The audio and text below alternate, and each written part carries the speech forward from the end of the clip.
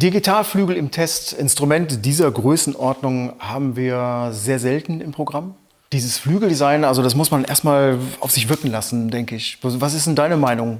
So als Jazzpianist sitzt du wahrscheinlich total gerne an einem akustischen Flügel, oder? Auf jeden Fall. Ich meine, Flügel ist immer was Tolles. Man hat oft natürlich auch so Stutzflügel oder so kleinere Flügel. Deswegen ist das jetzt so eine Bauart, die natürlich auch immer mal im Club irgendwo steht, weil die natürlich variabel zu transportieren ist und auch irgendwie immer in eine ganz kleine Bühne passt. Ja? Also mir gefällt es total und macht sich auch, glaube ich, ganz nett im Wohnzimmer. Ja. Aber klar, also auf der Bühne, also mit dem aufgestellten Flügeldeckel, das ist ja also ein bisschen kürzer. Das ist ja die Anmutung eines Flügels. Also es passt tatsächlich doch noch ins Wohnzimmer, wenngleich es größer ist als ein Digitalpiano. Das würde ja hier so aufhören dann eigentlich. Ne? Dennoch, also das ist natürlich optisch schon mal was ganz anderes und richtiges Klavierdesign. Also man sieht ja die Hochglanzlackierung und so. Das ist alles richtig hochwertig, ne? Ist hochwertig und das Tolle ist natürlich hier bei einem normalen Kastenklavier ist man ja doch ziemlich hoch dann so und kann in der Regel nicht drüber gucken. Und hier kann ich natürlich direkt reinschauen und kriege natürlich auch die Klanginformation direkt entgegen. Ja. Also das hören wir uns am besten an. Hau in die Tasten. Ja.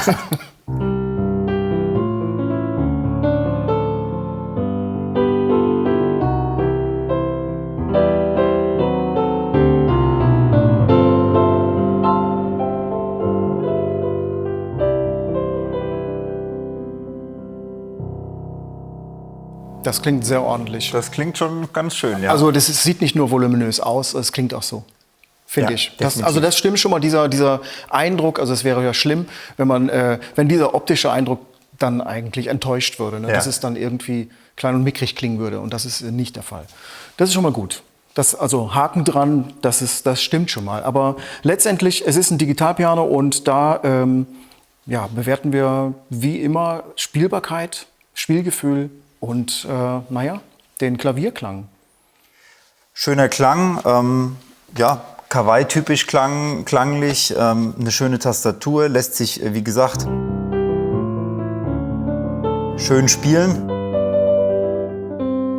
perlt, gut, einfach schön, macht Freude, auch mit dem Pedal zusammen, das ganze Zusammenspiel, also Klang ist top. Jetzt bei der Tastatur muss man ja sehen, das ist keine Holztastatur, die würde man wahrscheinlich auch erwarten, also bei dem Design.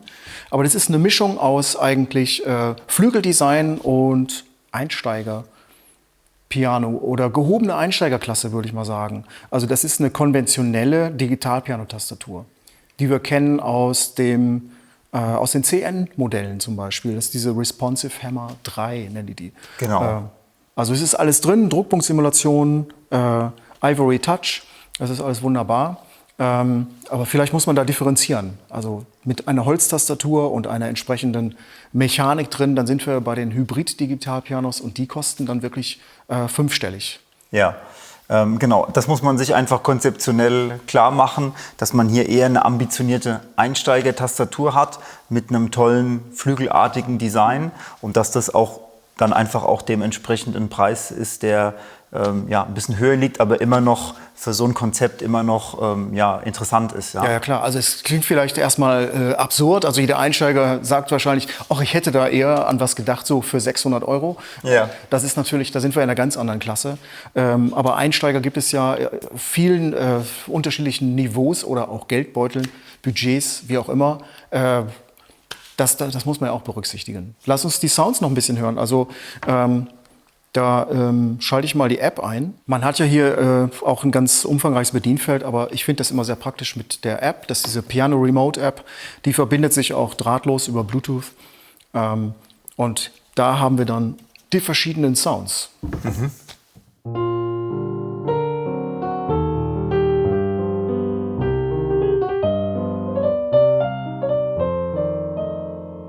Das ist der Standard-Klavierklang. Genau. SK, EX, Concert Grand. Und dann haben wir das EX. Super.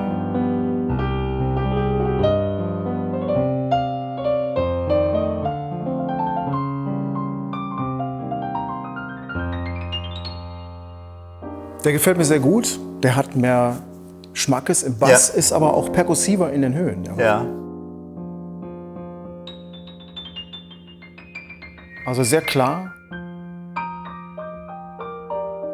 Ja, der hat ein bisschen mehr Attack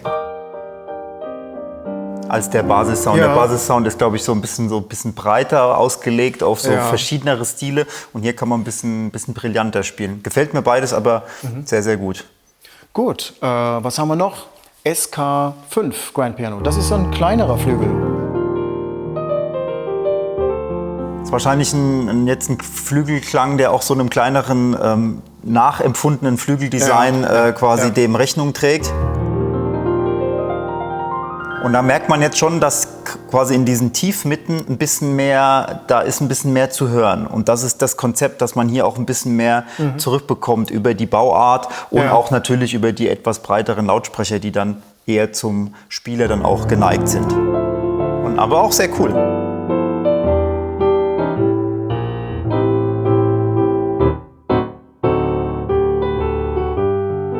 Ja, ist ganz klar so dieser Bar-Jazz-Sound. Ja. Was haben wir noch? Ja, Bar-Jazz, kannst du gleich weiterspielen. Ja. Upright.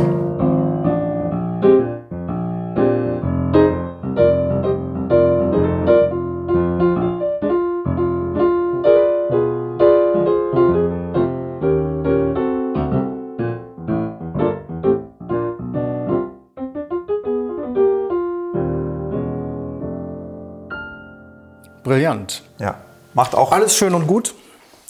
Aber wie sieht es mit Klassik aus? Wir müssen durch den Klassiktest. Da nehmen wir auch den SK-EX Concert Grand. Ich glaube, damit kann man alles spielen. Die Diabelli-Variation. Der super Test für Dynamik, Ausdrucksmöglichkeiten. Das ist eine Diabelli-Variation von Beethoven.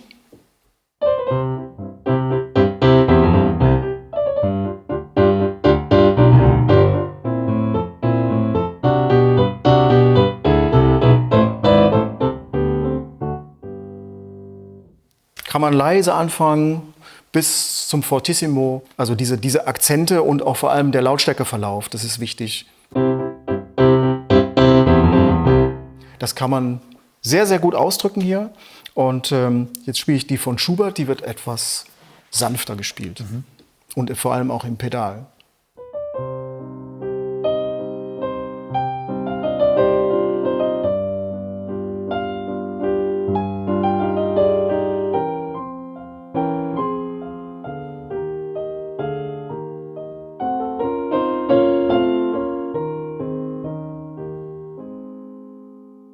Ja, tipptopp, kann man super schön diese leisen Töne ansteuern. Die Drucksimulation spricht da sehr gut. Irgendwie toll.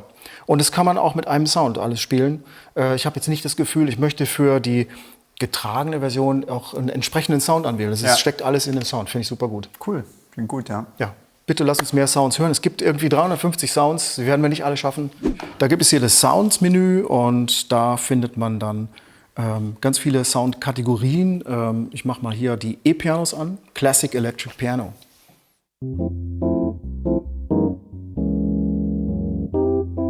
Sehr mellow. Ist auch genau für den Style, genau richtig. Was haben wir noch? 60s. Ein Wurlitzer mit Tremolo.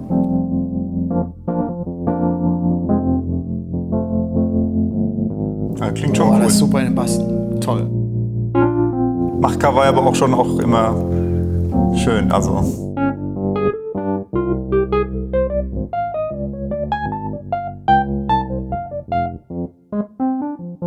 vielleicht schon ganz nett gemacht. Es wird auch jetzt tatsächlich, wenn man den Flügel sieht, also dieses Flügeldesign und hört dann ein E-Piano aus den 60ern, das ist schon echt sehr, sehr komisch. Ja, auch. das stimmt. Ja. Aber es klingt amtlich. Das ist auch wirklich das Tolle daran, dass dieses Wurlitzer richtig geil klingt. Ja. Super. Was haben wir noch? Modern Electric.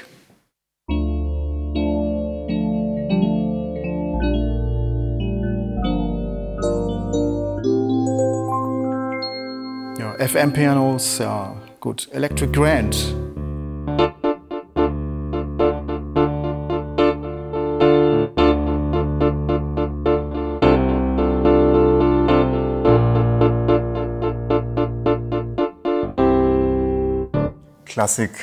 Klassiker.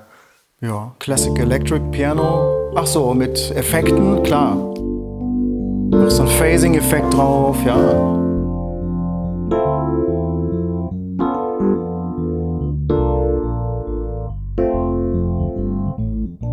Klasse. Dann haben wir nochmal Modern Electric Piano 2. Moment. Da. Da ist jetzt ein Chorus-Effekt drauf. Okay.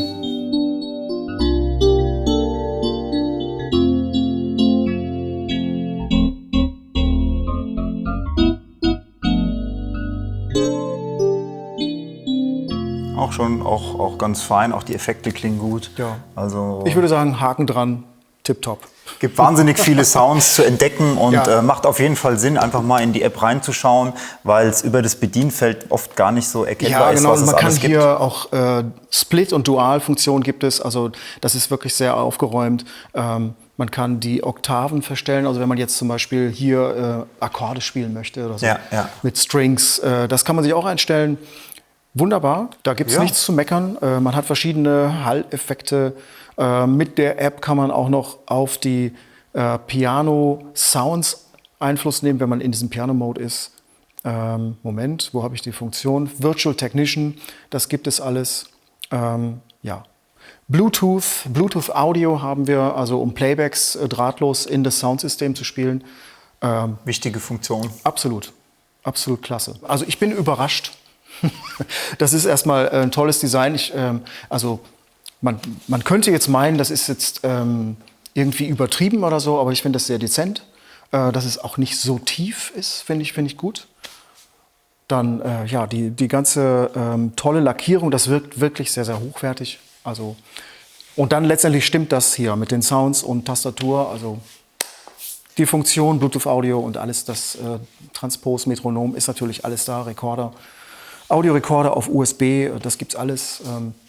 Also schon toll. Ich denke, man kann es so zusammenfassen, wer ein tolles Design sucht und vielleicht ein bisschen was Außergewöhnliches zu einem klassischen Digital-Piano-Design und trotzdem aber auch eine ganz gute Tastatur mit ein bisschen Konnektivität sucht und Sounds, der ist eigentlich hier an der richtigen Adresse. Ja, Absolut. Also ich bin sehr begeistert und für den Klavierunterricht auf jeden Fall auch natürlich geeignet. Ha.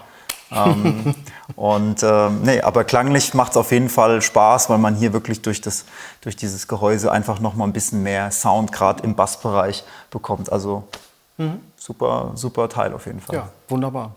Haben wir da auch den Haken dran. Klasse.